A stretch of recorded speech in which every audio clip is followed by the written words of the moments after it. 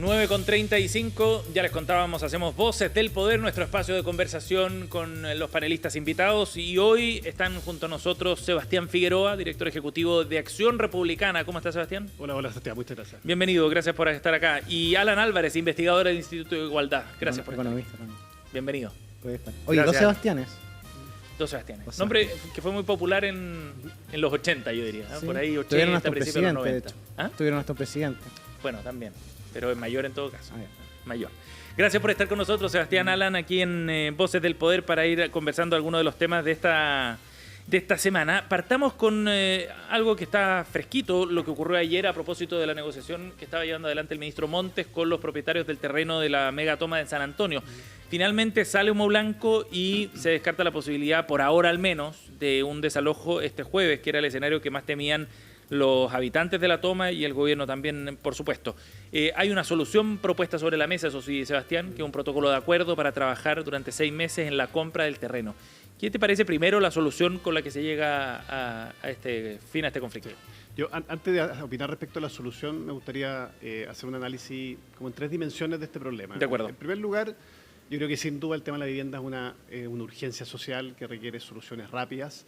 Nuevamente la clase política, el sistema político llega tarde a solucionar un problema y nos vemos en la obligación, o el gobierno se ve en la obligación de tener que llegar a este tipo de acuerdos que ya vamos a dar nuestra opinión, pero que hay una urgencia social que tiene que ser atendida de manera rápida, de manera seria y de una perspectiva de política de Estado. En segundo lugar, el tema de la responsabilidad que hay que tener al momento de tomar este tipo de decisiones. Aquí hay que cuidar las instituciones, hay que cuidar el Estado de Derecho.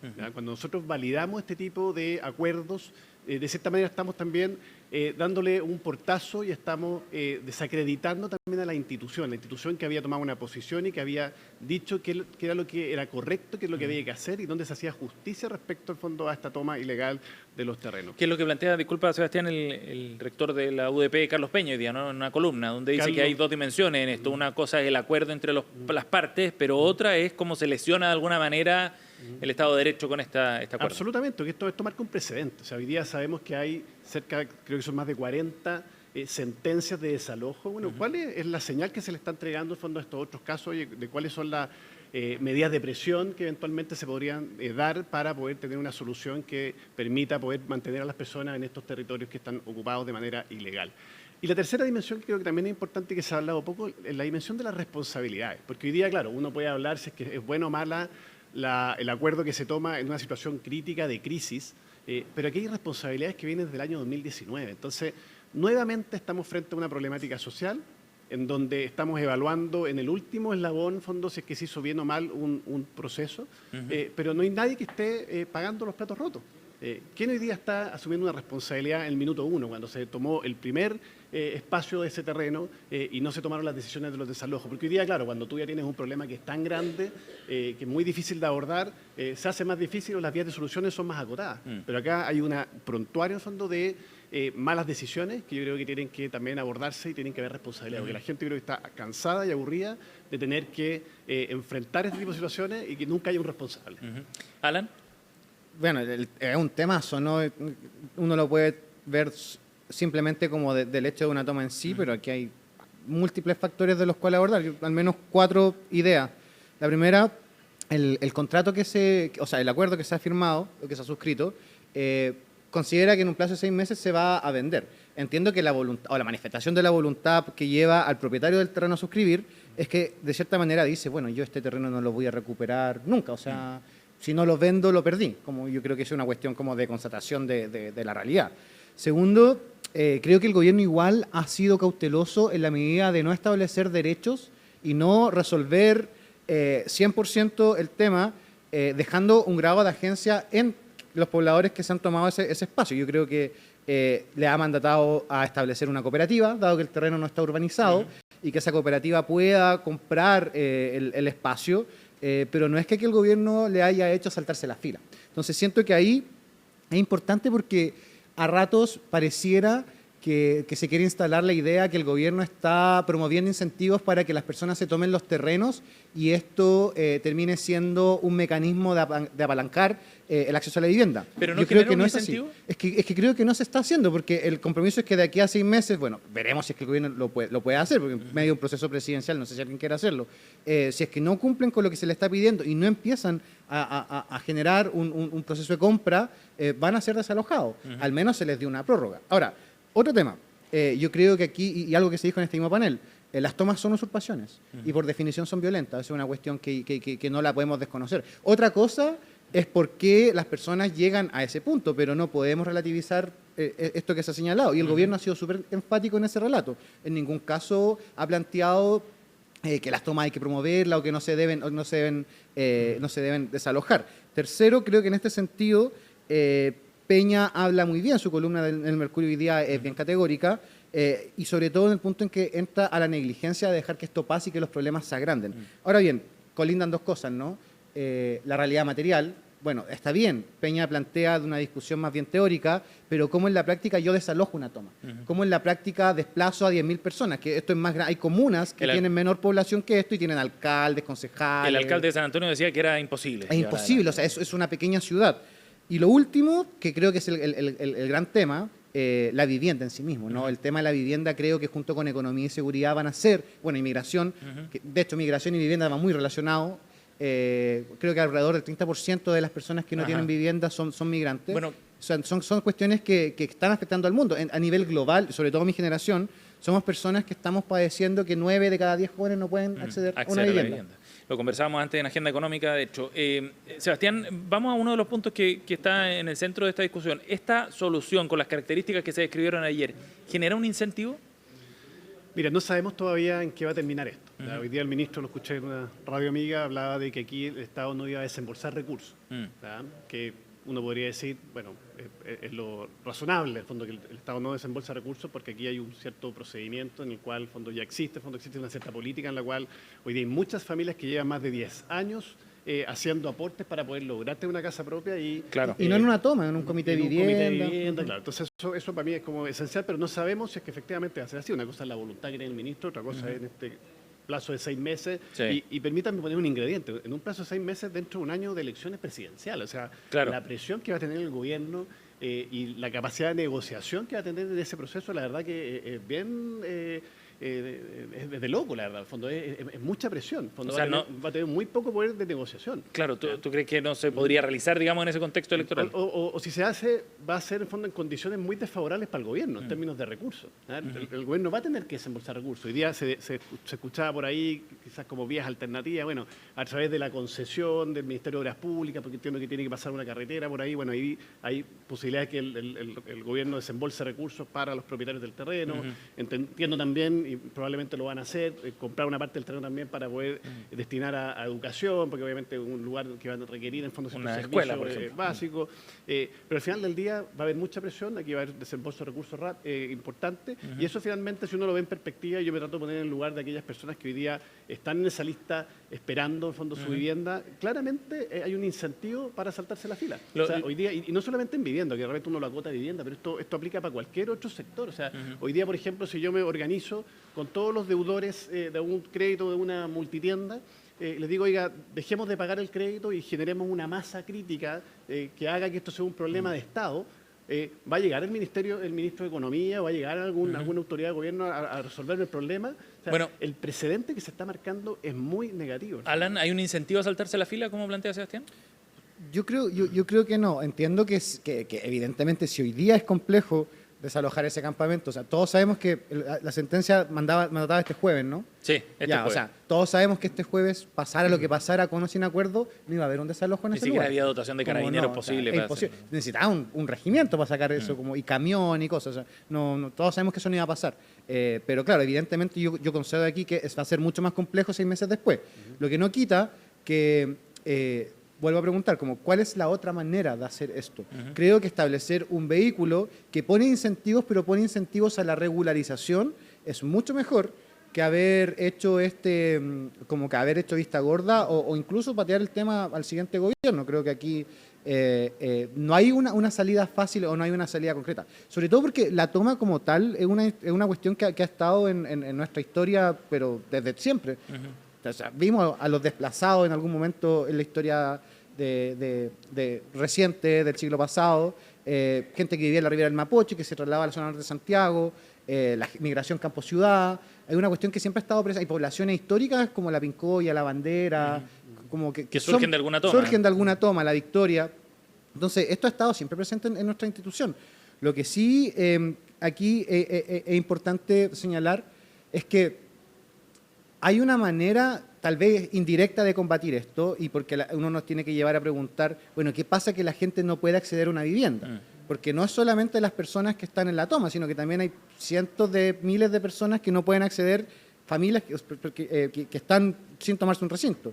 Y tiene que ver con nuestro mercado inmobiliario, ¿no? O sea, es efectivo que aquí tal vez debiésemos considerar que hacer rentismo a través de la acumulación de bienes raíces puede ser una cuestión que tal vez nos está llevando a un problema un poquito más complejo. Y en ese sentido, bueno, para eso el Estado tiene instrumentos como los impuestos, como la regularización de la cantidad de propiedades que alguien puede tener, porque me van a perdonar, pero si tenemos 600, 700 mil personas que no tienen vivienda y sin embargo tenemos personas que tienen más de 4 o 5 propiedades, efectivamente hay un problema de matching que la sociedad y el Estado está mandatado a resolver. ¿Habría que poner un límite al número de propiedades? Bueno, hay que evaluarlo, pero lo que ¿Sí? O sea, hay que evaluar como en el comercio internacional, cuando algo no funciona, tú pones cuotas, ¿cierto? Y es una medida de proteccionismo, como tú quieras. Pero aquí efectivamente hay un problema en el mercado inmobiliario. Esa es la solución que se me ocurre conversar en estos 5 minutos, pero hay una cuestión mucho más de fondo. Sebastián.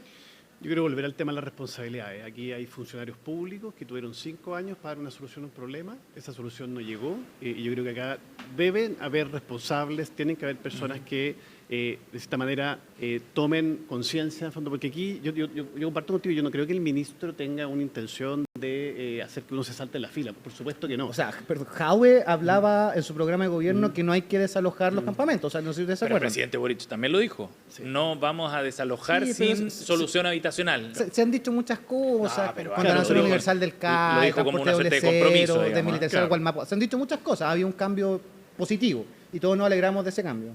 Claro, pero aquí el punto es, yo de verdad no sé si hay conciencia del daño que se está generando. Yo entiendo que es una solución, que están pateando para el córner, fondo la pelota, porque hay un problema, una pelota caliente, pero las consecuencias que tiene esta decisión, como bien lo hizo hoy día Carlos Peña en su columna, tiene consecuencias en términos del daño que le estamos haciendo a la institucionalidad, al sistema de justicia y al orden público finalmente y al Estado de Derecho. O sea, hoy día aquí, de verdad... yo insisto, y por eso lo llevo a otros planos, que hoy día solamente lo vemos en términos de vivienda, pero esto perfectamente se podría generar, en fondo, una manifestación en otros ámbitos en donde las personas digan, bueno, si yo me organizo, genero un costo público, voy a tener en fondo una solución del Estado, en fondo, y sobre todo en un año electoral en donde nadie quiere tener problemas. Hay agentes privados que generan coordinación como para decir, no vamos a... Bueno, entiendo que el no más TAC en un momento fue así, bueno, de alguna manera para la gente que no pagaba el CAE, defensa de deudores, todo eso, ha sido un poquito esa... Claro, y ahí, y nuevamente, un llamado... Pero eso también es patear el problema. Totalmente, y nuevamente un llamado a la política. El sistema político llega tarde a atender las urgencias sociales y por eso que finalmente terminamos... Y el problema es una bola de nieve, según datos Ojo, Cristian, el primer caso, también tuvimos el tema de la ISAPRE, el tema de pensiones, ni que hablar, o sea, una cuestión que permanentemente llegamos tarde. Y el problema es que esto va generándose una bola de nieve porque según un informe de Techo Chile, el 2018 teníamos 741 campamentos en Chile. A 2024 el catastro llega a 1.432, o sea, se duplicó en un plazo de apenas 6 años. Yo me acuerdo que en los 2000 la consigna era erradicar los campamentos en Chile. Claro. Hoy día estamos viendo cómo los gestionamos. En un momento íbamos encaminados a eso y se perdió el rumbo en ese camino. Estamos con Sebastián Figueroa, director ejecutivo de Acción Republicana, Alan Álvarez, investigador del Instituto Igualdad. Vamos a una pausa, volvemos con Voces del Poder aquí en CNN Chile Radio.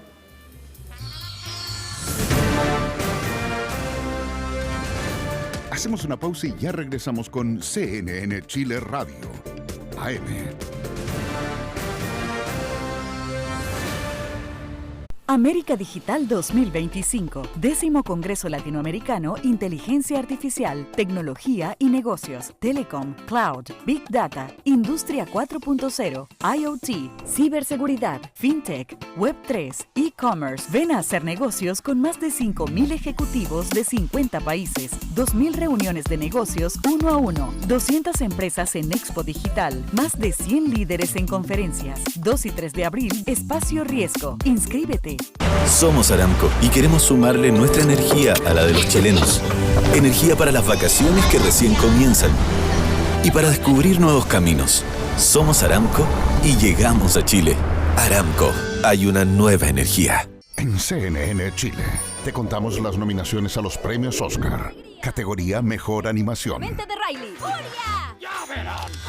Intensamente 2. ¡Somos emociones reprimidas! El día de inventarnos Wallace and Gromit. La venganza se sirve con plumas. Trabajando. Un gnomo inteligente. A pesar de mis males, no... Memorias de un caracol. Son medio lleno. Adiós, Gracie. Adiós, Gilbert. Flow.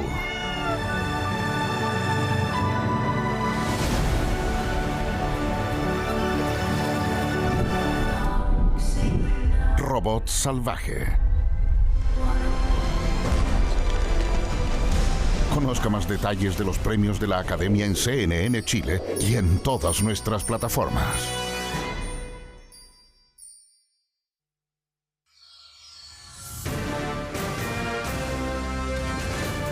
Estamos de regreso en CNN Chile Radio. AM.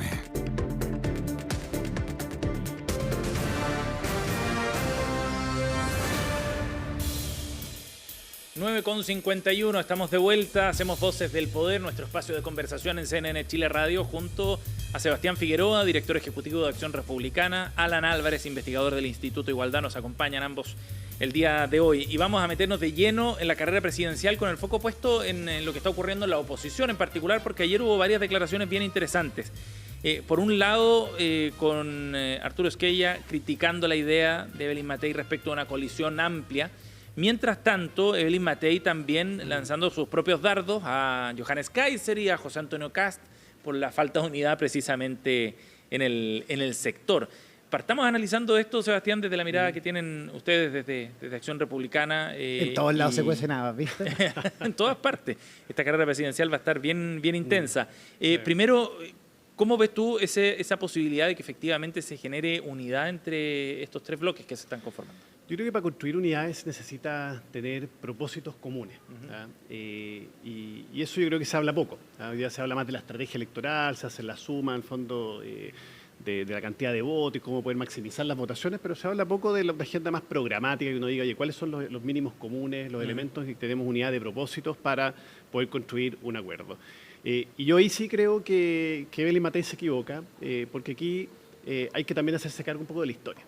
Y no me quiero ir muy lejos, me quiero ir al mes de enero, que se aprobó una reforma de pensiones que claramente generó un quiebre en el sector, porque habían algunos que creíamos que aquí había que defender un valor que era importantísimo para nuestro sector, que era la propiedad de los fondos de pensiones y que la plata en fondo de las pensiones de los chilenos le correspondía a cada persona.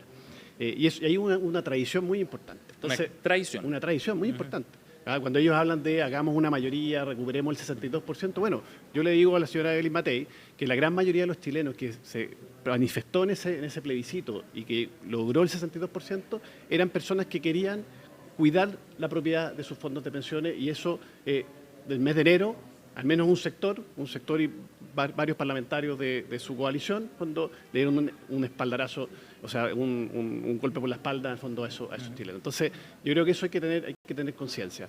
Yo fui consejero constitucional en el segundo proceso, y nosotros con Chile Vamos logramos acuerdo en 4 ámbitos que fueron le llamamos las enmiendas de unidad de propósito que nosotros presentamos.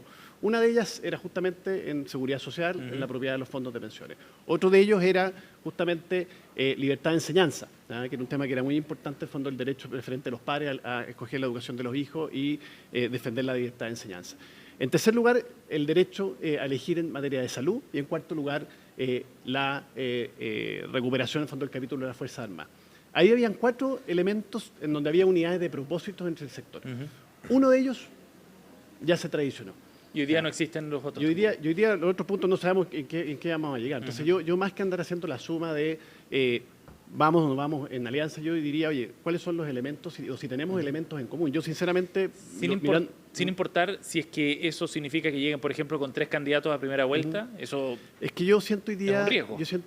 y al menos la perspectiva que tenemos en el Partido Republicano, que tenemos un deber moral de presentarle una alternativa a la ciudadanía, una alternativa que pueda mostrar una manera distinta de hacer política, una manera en la cual nosotros lo que decimos, lo hacemos, y las ideas que tenemos, en fondo, las vamos a defender hasta el final.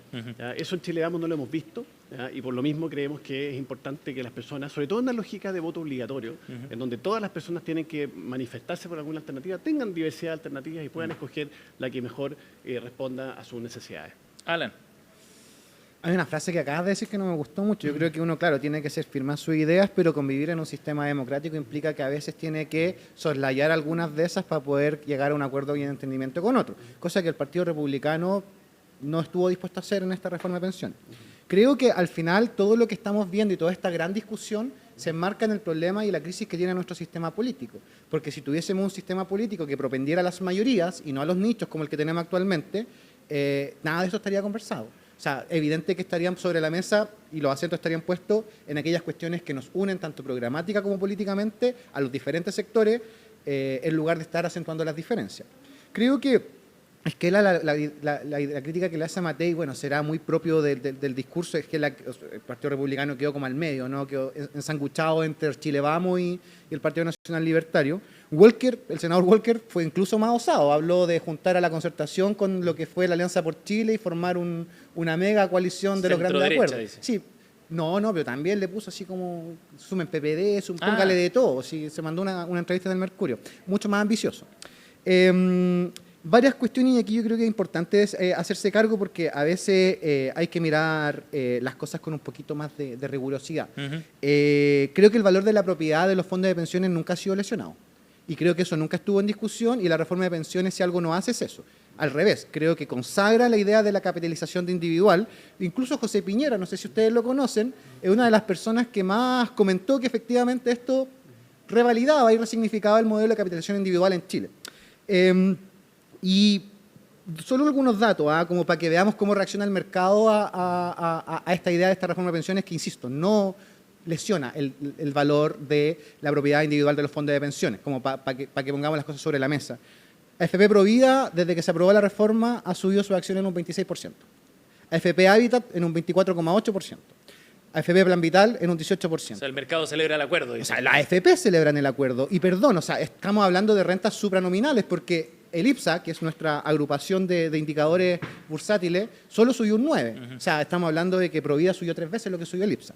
Entonces, el dólar bajó 50 pesos, entre otros fenómenos, pero también la apreciación del tipo de cambio tiene que ver con esto. Entonces, efectivamente, el mercado, que te aseguro que no está, que sí está muy preocupado por el valor de la propiedad individual y el derecho de propiedad, celebra esta reforma. Entonces, eso nunca ha estado lesionado y es importante ponerlo sobre la mesa. Y lo último, yo creo que el 62% del rechazo no es de la derecha. Y creo que eso desborda al mundo de la derecha, desde el Partido Nacional Libertario hasta Chile Vamos, porque llega mucho más. Yo conozco gente que hoy día milita en partidos del oficialismo que votó rechazo o que no quiso votar apruebo. Entonces, ahí hay que tener ojo que a lo mejor por estar tratando de abarcar algo muy amplio, puede ser que al final del día se estén constriñendo. Si se van a equivocar, denle nomás. Yo feliz desde mi lado que cometan un error. En todo caso, respecto a esta posibilidad de que llegue con 3 candidatos la oposición a la primera vuelta... Ojalá lo hagan. Eso te iba a decir, para usted, para el oficialismo, digo... No, por supuesto. Y ojalá nosotros resolvamos nuestro puzzle también. Yo creo que Carolina Toá, por ejemplo, es una persona que está dando señales muy claras de querer pasar a la delantera y comenzar a liderar este desafío.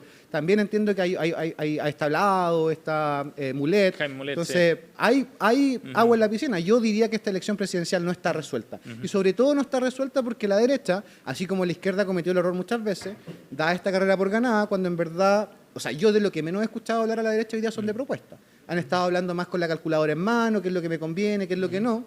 Entonces, al final del día, me imagino que las personas en su casa todavía están esperando que alguien llegue con una propuesta de proyecto país. Y el que lo llegue a hacer y el que llegue a convocar, bueno, creo que va a ganar la elección. Sebastián. A mí hay algo que me sorprende mucho de la izquierda, que la ambición de poder hace que se junten personas que piensan distinto y y que realmente logren formar coaliciones para poder gobernar, porque anhelan tanto el poder que las diferencias que puedan tener, sobre todo programáticas, hace que puedan estar juntos. Yo personalmente pienso distinto. Yo pienso que uno, para poder reunirse, en fondo, o para responder la pregunta si quiero gobernar, tiene que entender el para qué. ¿Para qué quiero gobernar? ¿Ya? No es llegar al poder por llegar al poder. Uno quiere llegar al poder porque quiere generar ciertos cambios. ¿Y el oficialismo no tiene claro ese para qué? No lo tengo tan claro, un tema que tendrán que resolverlo ellos. Yo tengo recuerdos de mi época universitaria en donde lo invitaban a la Confeche, y en la Confeche los movimientos de izquierda votaban primero el día de la marcha y después para qué era la marcha. ¿Ya? Y lo importante, en el fondo, era unirse. Convengamos que antes podían convocar a marcha, hoy día ni eso logran. Pero esa era la lógica. Hoy día es un poquito lo mismo. O sea, la izquierda probablemente tienen esa vocación y probablemente van a lograr coaliciones.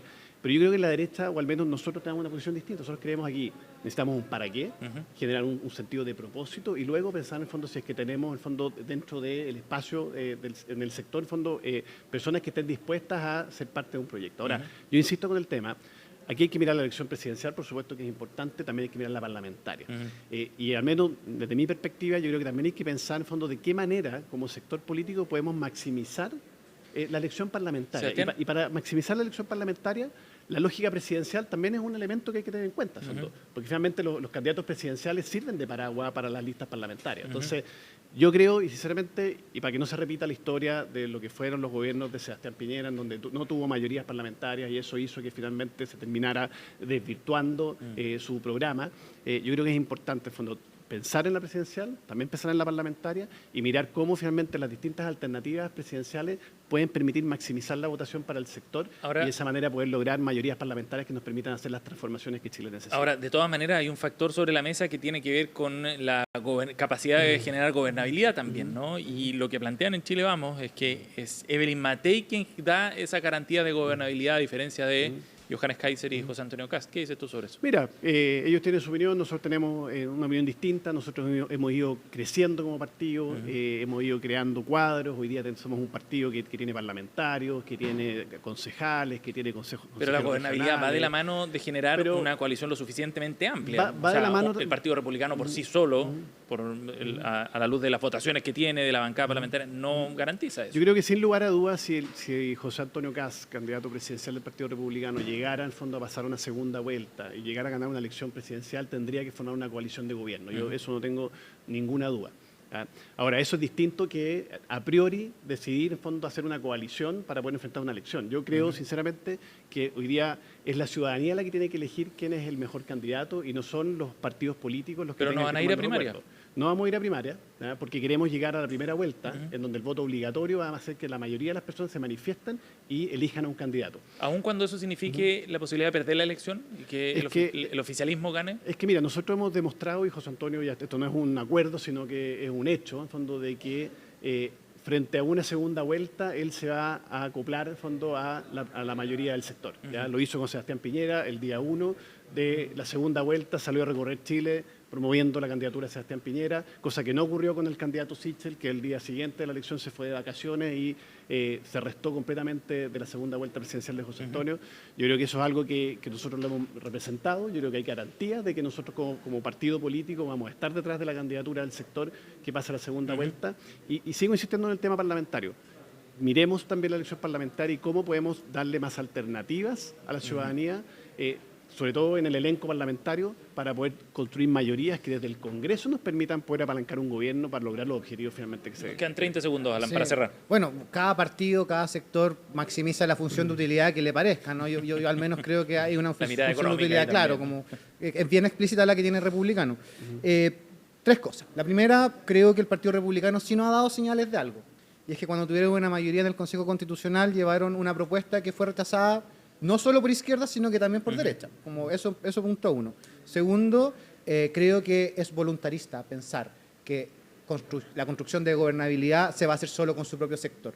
Cualquiera sea el sector, dado el fenómeno del sistema político, la cantidad de independientes que tenemos, va a requerir cruzar el río y ponerse de acuerdo con los que están al frente. Porque de otra manera no se va a alcanzar un acuerdo estable que trascienda en el tiempo en Chile.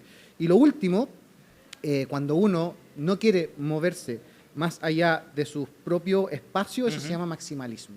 Y creo que ahí Chile ha tenido suficiente de esto desde el estallido social en adelante y es momento de ponerle un alto. Eso no quita que ojalá el Partido Republicano haga todo lo que dicen que van a hacer. A nosotros nos viene muy bien y se lo agradecemos.